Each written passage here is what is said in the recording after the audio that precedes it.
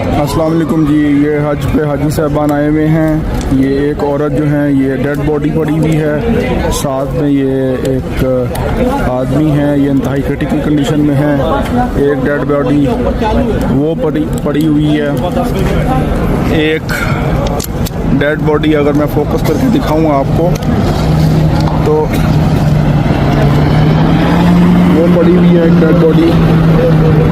एक dead body वो पड़ी हुई है, एक डेड बॉडी ये पड़ी हुई है। ये लें, अब मैं और फोकस करता हूँ आपको। एक डेड बॉडी ये पड़ी हुई है, एक डेड बॉडी ये पड़ी हुई है। कम से कम कोई 8 से 10 डेड बॉडीज़ पड़ी हुई हैं ये इस रोड के ऊपर। ये आप जमरात से निकल के आते हैं, मीना 1 का ये इलाका है, मीना 1 का इलाका। इंतहाई पुअर मैनेजमेंट है सऊदी गवर्नमेंट।